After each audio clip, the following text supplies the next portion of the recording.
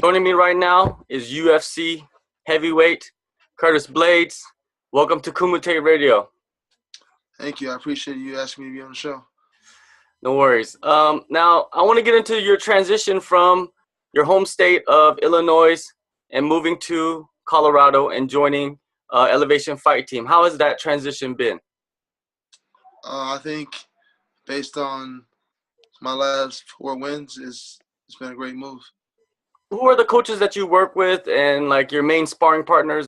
I work with Vinny Lopez. He's my boxing and my striking coach. And Cody Donovan, he owns a gym, High Altitude MMA. I do my jiu-jitsu there and my MMA grappling. And then Duane Ludwig, I take classes there. No. He's not like my personal coach, but I work with him often. And Dave Zabriskie, he's my wrestling coach. I think between the 4 of those guys, and then also having the help of my teammates, a lot of guys like Neil Magny, Drew Dober, Bojan Velikovic. Those guys, they all have a lot of experience. They have a lot more than I do. I've only been fighting since 2012, so I don't have as much experience as a lot of other guys in the UFC. And I don't mind asking questions when I don't know something. I ask a lot of questions. How has that been helpful to you, being able to ask questions to the guys that are veterans, that have been around in the game for a while, and also been in the UFC for a while? Is that been like something that you really embrace? Yeah, I think it's a big deal because I didn't have it when I was in Chicago. I didn't have any other like experienced veteran guys in the UFC. I mean, I had other guys that were experienced fighters, but they were all like from the local level, and it's different. It's a different feeling from like local Illinois pro cards to the UFC or even just LFA. Like, so just being able to talk to those guys, pick their brains on how they get prepared for fights mentally and physically, it helps. It helps a lot. You mentioned you take classes at Duane Ludwig's gym. He's very unorthodox. So, and you're a heavyweight, and he's usually, when you see him, he's coaching like the lighter weight guys.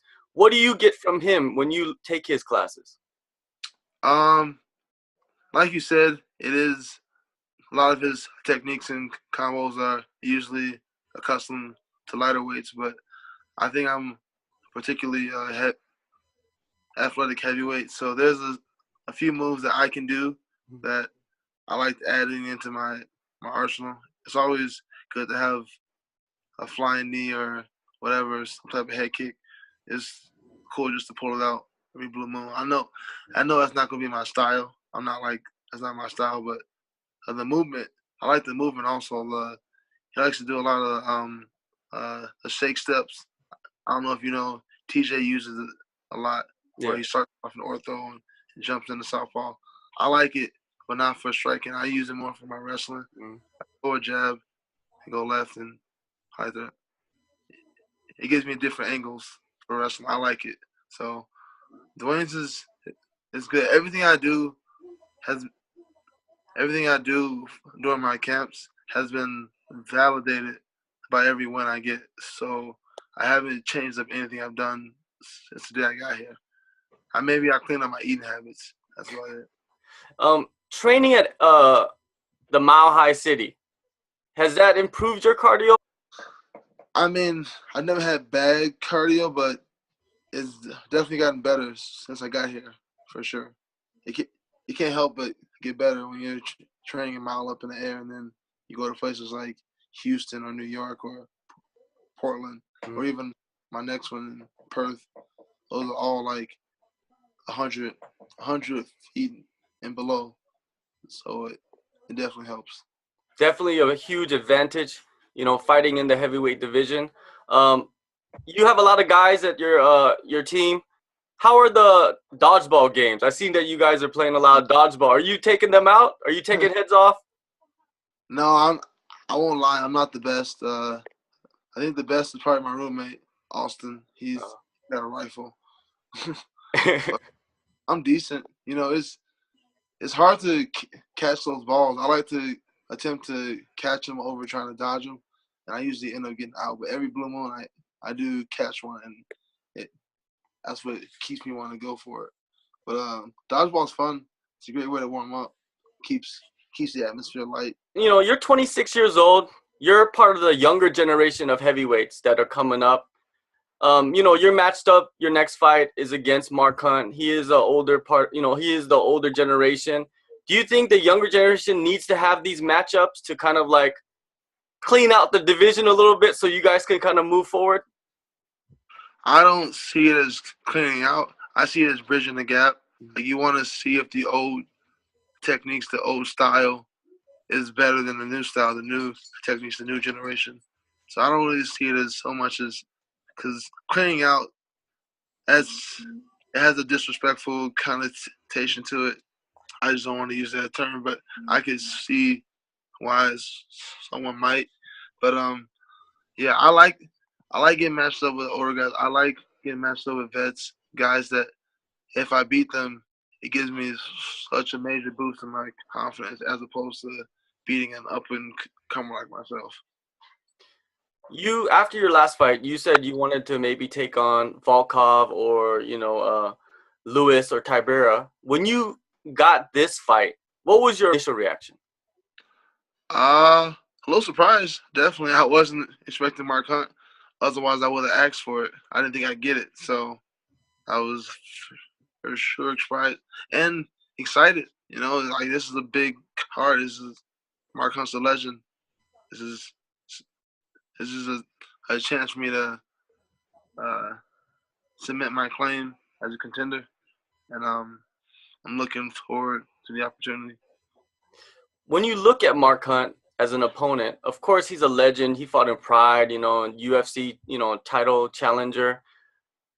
Do you have to, when you prepare for this fight, do you put that all aside, or are you studying his old fights? Are you studying the way he moves? What are you doing in your preparation? I mean, I've watched enough of his fights. Just growing up, I watched them, so I know his style. I'm not. If you're asking, am I like at home watching his videos right now? No, but based off the videos I've already seen, the fights I've already watched, I know his style, and I think his style it does open itself up to a style like mine. Like I'm very aggressive. He's a counter striker. If I can get him on his heels, get him against the cage, he's not as lethal with his back on the cage. I think I get him on the cage, it makes my takedowns easier too. And once I get him on the ground, I think I'm the better grappler. I think I can end it there. Yeah, if you look back at his career in the UFC, he has been finished almost every fight. Actually, he has been finished every fight that he has lost. So, history's on your side. You get him on the cage, it could work very well for you in that aspect. Now, fighting guys on their home turf. Do you think about that?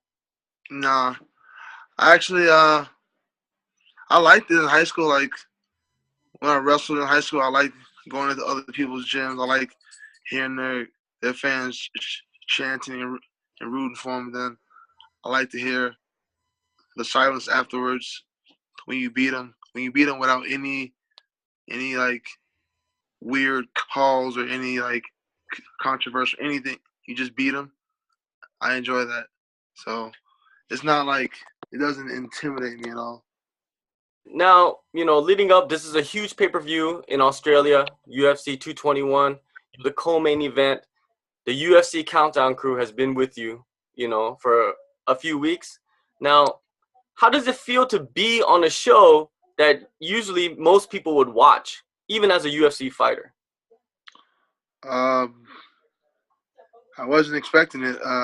When they told me about it, I was I was happy. I thought it was really cool because, like you said, I used to watch it. I know a lot of my buddies watch it, and a lot of people I don't know watch it. So I think it's gonna help my exposure, maybe get my followers up, maybe help me get some more sponsors. hopefully, you know. So I think it's good. Did you feel kind of self-conscious that they were following you around all the time, or you just like going with the flow? No, they were pretty chill. So like we would talk a lot off camera. So then when they would turn on the camera, it felt almost the same. I saw like on your social media that you're like, hey, I miss Chicago pizza. Yeah, Now, is the pizza that bad, or what's going on with the area over there? the pizza out here has no identity. Like it's just generic commercial pizza. It's not what I'm used to. I'm used to like old school like mom and pop Italian places where they have like a recipe. I don't know the recipe, but they have their own recipe. They don't taste the same. They have distinctive taste and the flavors and all that. And it's not as good.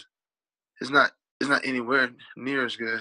So I just pretty much stopped eating pizza altogether. Wow, that's a big commitment. It's easy when it doesn't taste the same. It's like disappointing. Last question before I let you go. When you go to Australia, what do you expect in the fight? I expect Mark Hunt to be the warrior that he's always been known to be. He's got a hell of a chin. He's got a hell of a right overhand.